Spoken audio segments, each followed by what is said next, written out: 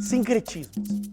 Podemos entender como sincretismo todo e qualquer movimento que pretende fundir, misturar duas ou mais crenças, culturas, tradições.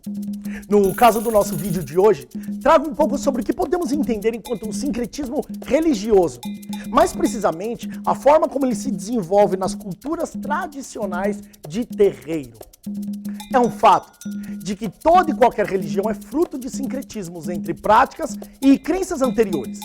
Porém, podemos afirmar que o sincretismo é muito mais estratégico e colonial do que propriamente religioso e natural. Estratégico por sintetizar elementos de uma cultura com o intuito de ressignificar valores, muitas vezes de modo silencioso, levando a crer que o fenômeno tenha ocorrido de modo natural ou ainda como uma condição de manutenção e preservação da cultura de um povo. Colonial, por traduzir um método que se nota um símbolo e uma condição de uma parte dominada e de outra parte e outra condição dominante. A ideia de hoje é essa. Vamos lá.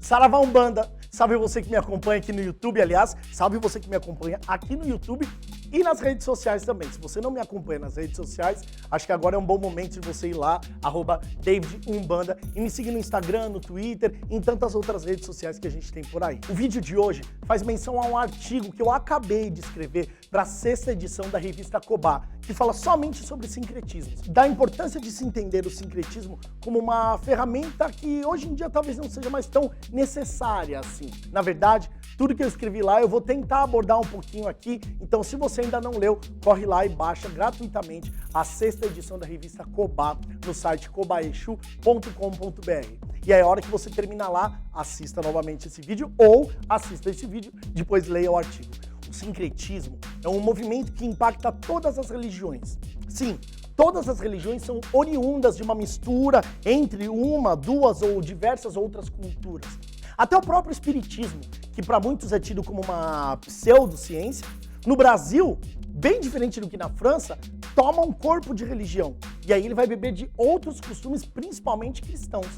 Quando o assunto aborda as religiões de matrizes africanas, o sincretismo se dá geralmente entre os santos cultuados na Igreja Católica e os orixás cultuados na Umbanda e no Candomblé. É imprescindível que nós falemos sobre um fato histórico que ocorreu em 27 de julho de 1983. Foi a 2ª Conferência Mundial da Tradição de Orixá e Cultura, onde grandes sacerdotisas do candomblé baiano, como Mãe Menininha do Gantuá, Mãe Estela de Oxóssi, Mãe Olga de Alaqueto, Mãe Tetê de Ançã, Mãe Nilcinha de Bogum, assinaram um manifesto chamado Manifesto Anti-Sincretismo, com o título Ao Público e ao Povo do Candomblé. Nessa ideia, elas questionavam a presença de símbolos e valores da igreja que a cada dia mais perpetravam os terreiros de candomblé. Na descrição desse vídeo você vai conferir esse texto na íntegra.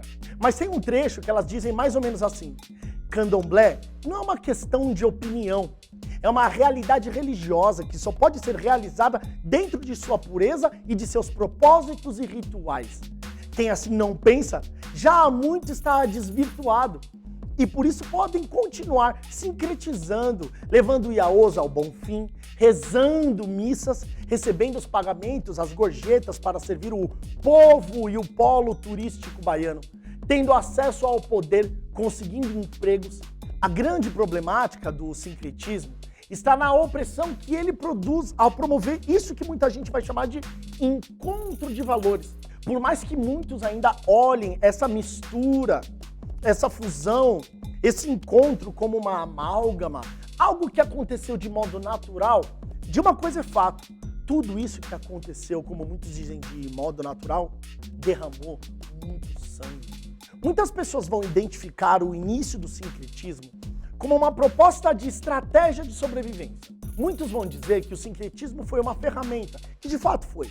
Uma ferramenta quando os africanos foram escravizados e retirados de suas terras, e aqui eu vou fazer questão de identificá-los como Bantus e Yorubás. O processo escravagista trouxe boa parte dos Bantus, e com isso trouxe toda uma cultura nessa diáspora que se instala e se desenvolve numa nova cultura. E é uma cultura que é, de fato, oprimida, como a gente já vê pela escravidão, e altamente catequizada, ou seja, aqueles que eram tidos por pessoas que não tinham alma, agora recebiam a alma cristã. E, como eram escravizados, tinham como obrigação cultuar o Deus do colonizador. Cultuar o Deus que representava para o colonizador a fé, a liberdade, a religião única, o Deus todo-poderoso, o Deus onipresente, onisciente e ainda assim aquele que seria dono da fé de todos aqueles que estavam naquele momento oprimidos. E é nesse momento que tanto os Bantus quanto os Yorubás usam de uma estratégia de sobrevivência, na qual eles identificam o orixá por meio do santo católico, já que não havia liberdade, não havia outra possibilidade de se construir, por exemplo, um assentamento para Ogum, um assentamento para Exu, não havia liberdade de crença e de culto. Não que hoje há, mas antigamente muito mais pessoas morriam por causa disso. Então é importante que se pontue aqui que sim, houve o sincretismo, mas que esse sincretismo não foi uma mistura harmônica. E aí quem pensa dessa forma geralmente diz assim: e os escravos aceitaram Cristo, e aí os cristãos também aceitaram os orixás.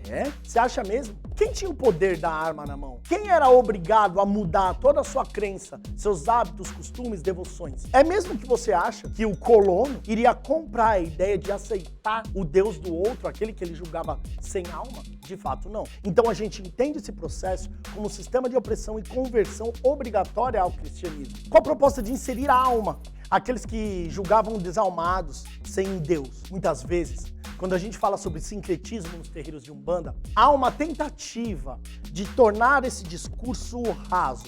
É o que eu vou chamar de reducionismo teórico, que por vezes impede dos discursos na Umbanda, os discursos nas redes sociais entre os umbandistas, de alcançarem um outro grau. E parece que muita gente, quando pensa sincretismo, pensa só na substituição da imagem. Eu tiro o São Jorge e eu coloco o Ogum e acabou o sincretismo. Quando, na verdade, essa é somente a ponta do iceberg. A maioria das pessoas ainda tenta sintetizar o discurso ou a discussão do sincretismo entre certo e errado, quando, na verdade, o ponto nevrálgico da discussão tange aos impactos que o sincretismo produz nos campos das subjetividades dos adeptos. Para além de um apagamento simbólico, o sincretismo opera mediante uma tecnologia epistemicida que torna não só simbologias de terreiros tomadas por um contexto católico, como também os valores das divindades africanas. Então não se refere somente à possibilidade de ruptura com o catolicismo. Trata, na verdade, de uma eminente emancipação de relações que não presumem pertença, nem tampouco identidade, como as famosas práticas universalistas, neo-xamânicas, espiritualistas, New Age, Nova Era e tantas outras práticas que se utilizam de elementos e simbologia de terreiro, mas não usam, pensam, sentem e manifestam identidade de axé. Com isso, o assentamento que traduz a potência do orixá fica escondido e o santo da Igreja Católica é posto à mostra, em destaque. O orixá Ogum, por exemplo, perdeu o direito de errar, assumindo o lugar perfectível de divindade cristã. Amalgamado a São Jorge, teve não só sua representação simbólica subtraída, como também sua identidade, pois, não raro, quando se manifesta nos terreiros de Umbanda, traduz a postura de um cavaleiro templário, ora segurando um escudo, ora até montado em um cavalo. Oi, caçador, na beira do caminho, oi, não me mate essa coral da estrada.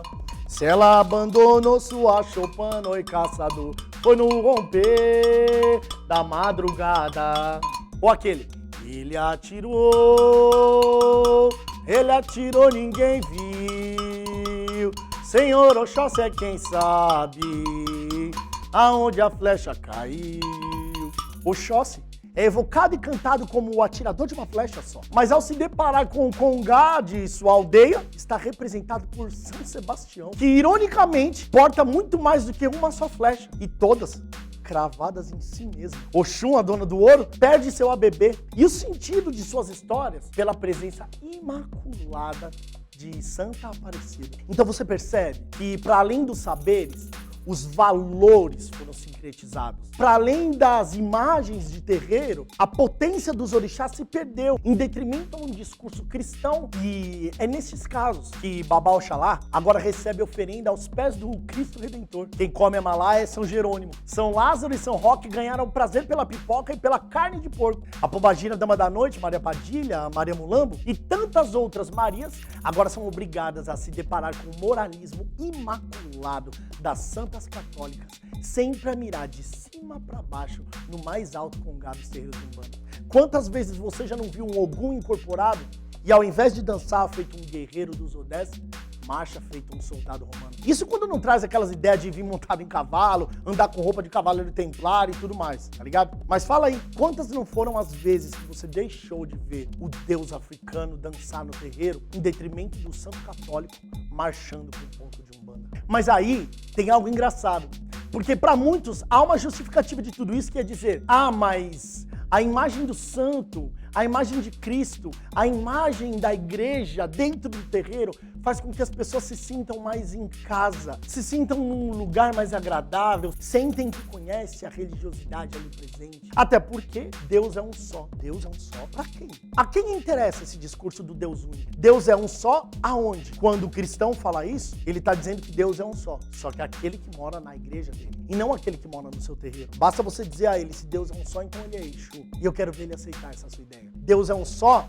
para aqueles que hoje estão assegurados pela Constituição de que Deus está não só nas igrejas, mas no parlamento. Que Deus não está só na Bíblia, mas traduzido pela Constituição. Aquela que deveria garantir uma segurança entre tantos e garante, na verdade, o direito de religião, culto, crença, manifestação religiosa para poucos.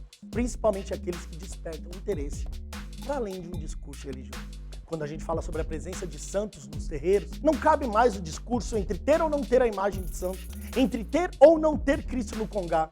Até porque, para mim, é claro, eu sou de uma religião afro-brasileira, eu sou de Umbanda. Não faz sentido o Cristo no altar. Até porque, quando eu vou na igreja, eu não vejo Exu lá, eu não vejo Ogum por lá, não vejo Xangô por lá. E não, Yansan não é Santa Bárbara. Oxóssi não é São Sebastião. Ogum não é.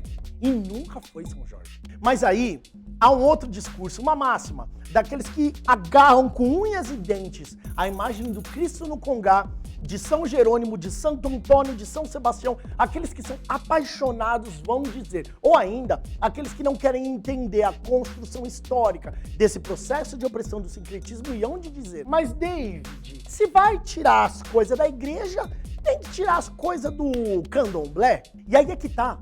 Aqui não é um discurso de buscar uma pureza religiosa, até porque pureza não conversa com os valores de África, não conversa com religiões afro-brasileiras. Não, nós não estamos buscando um discurso ortodoxo. Pelo contrário, na Umbanda se reconhece valores amplos. Veja a manifestação do Preto Velho, do Caboclo, do Exu, da Pombagira, de Ogum, de Zé Pilintra, de Oxum, de Xangô e de tantos outros orixás. O grande lance é, nós do terreiro, de religiões afro-brasileiras, não trocamos com aqueles que querem nos apagar. Com aqueles que, nesse momento de síntese, apagam o nosso valor e fazem questão de colocar a imagem do seu Deus dentro do terreiro. Isso não é troca. Quando eu falo da troca entre Umbanda e Candomblé, eu falo sobre duas religiões afro-brasileiras, duas religiões que estão hoje na nossa sociedade no lugar de religiões dominadas, no lugar de religiões oprimidas. Veja aí alguns vídeos anteriores sobre intolerância religiosa. E quando eu falo de Umbanda e Candomblé, eu falo sobre dois territórios de resistência. Por isso, não há apropriação de valores. É legítimo, então, nós vermos valores de Umbanda no Candomblé, valores do Candomblé na Umbanda. Isso não nos torna mais ou menos umbandistas, mais ou menos candomblecistas. O que não cabe é nós olharmos para o terreiro e não enxergarmos mais o Itã do Orixá, e sim a história do santo. Eu passei muitos anos da minha vida achando que Ogum se limitava em ser aquele que era o Cavaleiro Supremo que mora dentro da lua. Achando que Ogum era simplesmente um orixá dotado do poder de abrir os caminhos, da ordem e da lei. Como se eu pudesse sintetizar um orixá em uma manifestação e não na história de um Deus. Pois foi quando eu aprendi a entender o orixá a partir de uma ótica ampla, que não reduzisse o orixá ou colocasse os orixás em caixinhas. Eu pude perceber da importância que se é olhar para o orixá e entender que há muito que nós de Umbanda ainda devemos aprender. Que há muito mais de África para entender, para aprender, para colocar nos orixás. E há muita igreja e cristianismo e espiritismo ainda para retirar dos terreiros. Entenda isso. E é só dessa forma que nós conseguiremos alcançar, de fato, não só uma religião autônoma, mas uma religião de identidade autônoma. O cristão, quando entra num terreiro, ele não se confunde. Ele em nenhum momento sai confuso com a sua religião. Em nenhum momento ele vai dizer que ele é cristão umbandista. Somos nós de terreiro que nos confundimos. Somos nós. E principalmente é de responsabilidade das lideranças de terreiro olhar para suas comunidades e entender se ali há uma prática e entendimento de uma religião autônoma ou se ali há mesmo é uma mistura de um monte de coisa onde a gente encontra um pouco de cada religião, menos identidade religiosa. E aí faz sentido. A todo momento nós temos que criar movimentos de identidade religiosa do tipo, quem é de axé diz que é, ou diga sim que você é umbandista, ou tantos outros movimentos que tentam resgatar a identidade de Umbanda, quando na verdade o olhar tem que ser para dentro do terreiro. Se um dia o sincretismo foi uma estratégia de sobrevivência, não cabe mais hoje nós ainda cultuarmos aquele que matou tanto dos nossos. Hoje não faz mais sentido nós colocarmos e expormos feito troféu no mais alto do nosso congá aqueles que um dia mataram os nossos próprios guias e dizimaram os nossos valores. Pensa nisso.